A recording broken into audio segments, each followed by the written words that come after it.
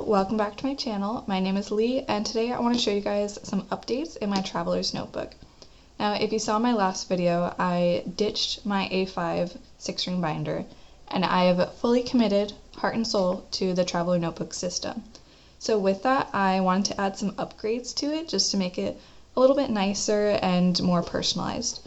So right off the bat, I reorganized all of my notebooks so that they sit really flush on the side here. Before, I had like 2 notebooks, a craft folder with a plastic sleeve, and then another notebook, and it just caused everything to be a little misaligned. So I relined everything up, and it feels a lot cleaner when I just look at it from the outside. Another thing is this cute charm that I added.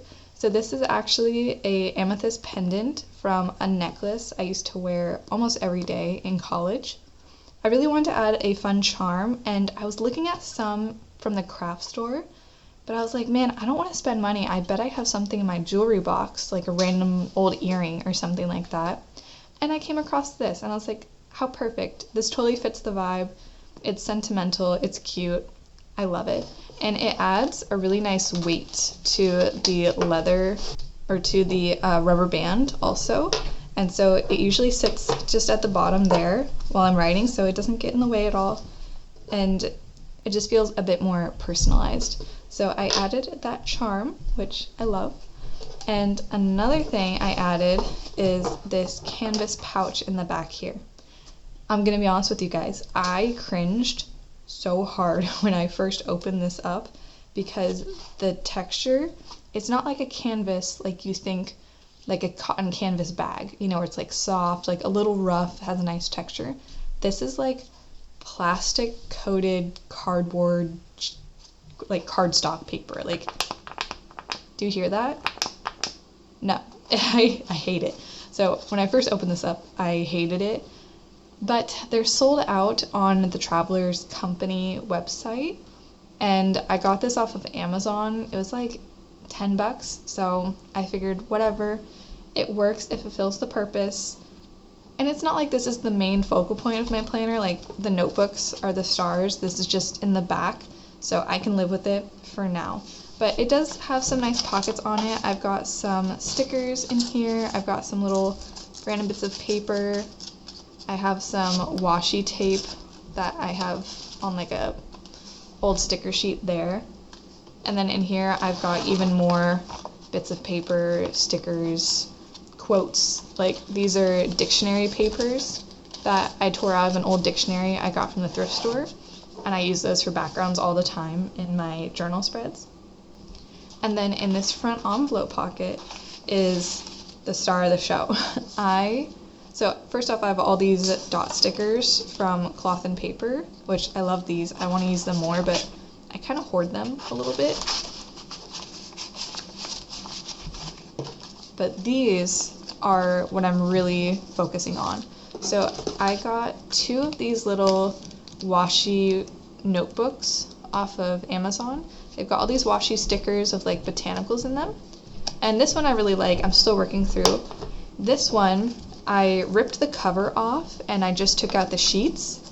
And when I say I have been aggressively using these stickers, I am not kidding. I've been using like 6 sheets every time I do a journal session because I'm not really digging the vibe of these. When I first got it, I really liked the ferns and the flowers, things like that. But now there's all these random label type stickers and quotes and things that's just, I don't know, I am not feeling as drawn to anymore. So I don't want to be wasteful. I want to use them up, and I'm being very mindful about using these up as much as I can and just kind of going crazy with it.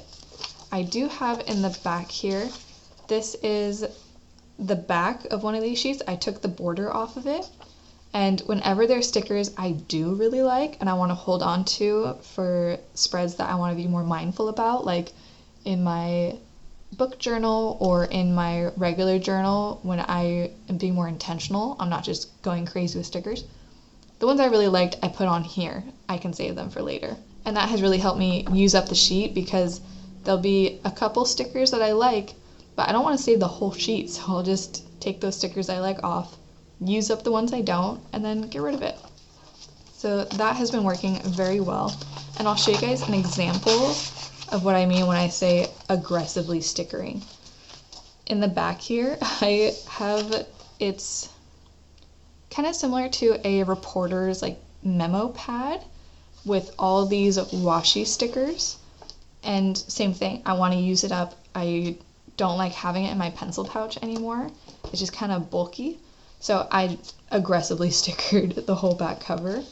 And then every single page I've gone through with those stickers and just done collages and using up all of the random quotes and dots and things like that. And I'm really happy with how it's turned out, actually.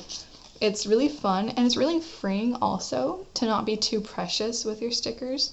I feel sometimes I'm a little too picky about where I put stickers, especially if it's one that I think is really cute. I'll hold on to it, it's like, oh, I want the sticker to go in like the perfect spot, so I'm not going to use it, I'm just going to hold on to it. And that's not the point of stickers. The point of stickers is to use them. So giving myself the freedom to just go crazy has been really fun, and I've been enjoying sitting down and doing this every night. And as you can see, I've used up a lot of stickers. And now my journal pages are all ready for me to just fill in around the edges, which I've been doing quite a bit. Since I'm in the traveler's notebook and I have my planner right next to my journal, I'm flipping back and forth quite a bit and doing journal entries. And you can see sometimes I'll do a page, sometimes I'll do half a page. This day I did, 3 pages of writing. So it's all pre-planned and it's pretty. So I want to go through and fill these out so I get that nice full aesthetic. And I'm just writing about whatever's on my mind. I don't know if you guys ever feel this way, but I feel like I've got too much in my brain sometimes, and I become overwhelmed with plans and thoughts and opinions and ideas, and I just need to put them somewhere outside of my brain and look at them and analyze them and go from there. So being able to do that is very freeing. I'm going to find a nice page to stop on while we chat. I like this one. So being able to do that is very freeing, and I've been enjoying getting all those ideas out and having a bit more mental clarity without the background noise of all these, oh, I should do that, oh, I should do that. Which is a beautiful thing about planning and journaling, is I can have a second brain in a way where I put all these things down. Especially being a mom, half of my brain is my son. Every day, half of me is thinking, when did he eat? When was his last diaper change? When was his last nap? What, family memory do we need to make soon? Especially with the holidays coming up. We've got Halloween, Thanksgiving, Christmas, New Year's. All of them are his first holidays, and big holidays too here in the US. So I'm trying to figure out how to make it special and how to make family memories. So having half my brain be my son and the other half being cluttered with thoughts, I need to put it down somewhere to give myself a little breathing room. Which, let's take a look at my planner, because I have changed things up a little bit. Before, what I was doing is I had it broken up into morning goals, afternoon goals, and then after my son's bedtime, with all my cleaning at the bottom here. Now I'm breaking up with his nap schedule. He's gotten on a pretty consistent nap schedule. He'll nap at 9, 12, 3, and then go to bed at 7:30. And those times are perfect times for me to get things done.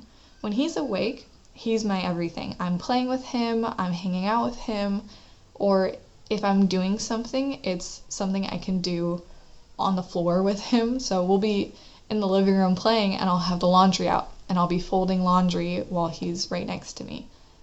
But while he's asleep, that's when I can focus. That's when I can do things a bit more hands-on, like cooking, the dishes, things like that, filming. He's asleep right now while I'm filming this. And I think having that outlined in my planner is a really nice visual for my day, because this is the reality of how my day's broken up. It's between nap schedules. Another thing I've been doing, which I don't have written here because my time starts at 6, I've been waking up at 5 a.m., which has been really good because I'm taking 2 classes. I'm taking managerial accounting and QuickBooks.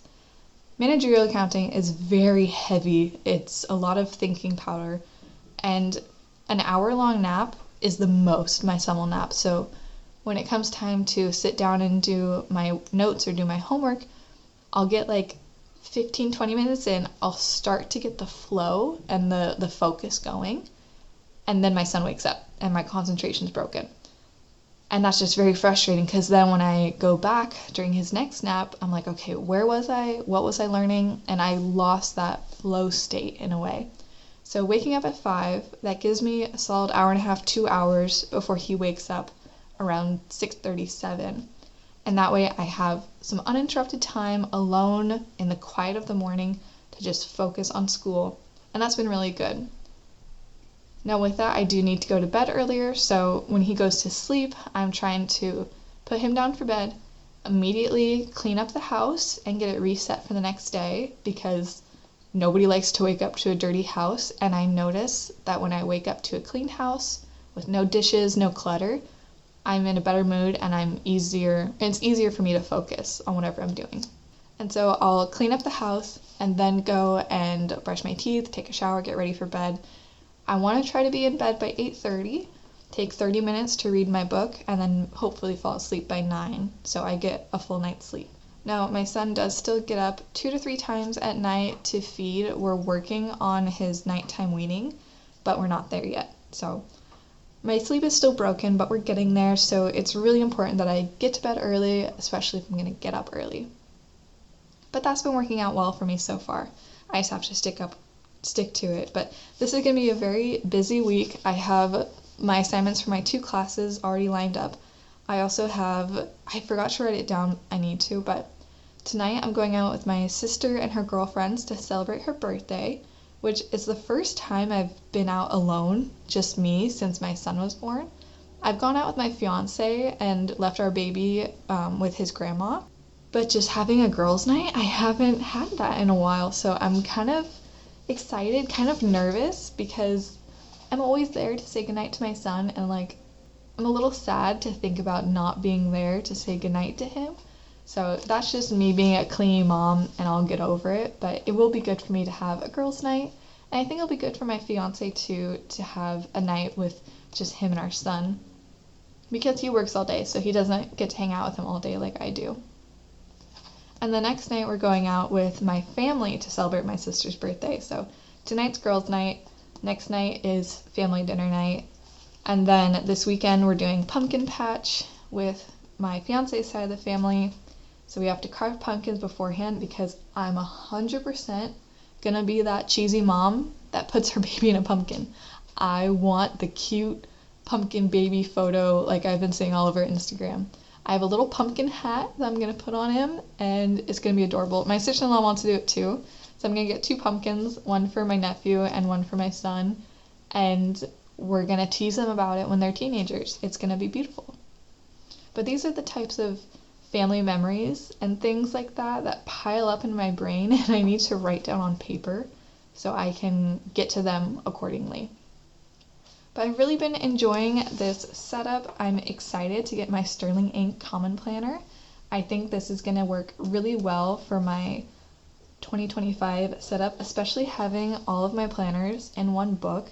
Just look at how beautiful this is. It's compartmentalized in the way that I like, but it's also kind of eclectic and crazy, which, I don't know, I've got a weird combination of organized and eclectic in my brain, is what I'm learning about myself.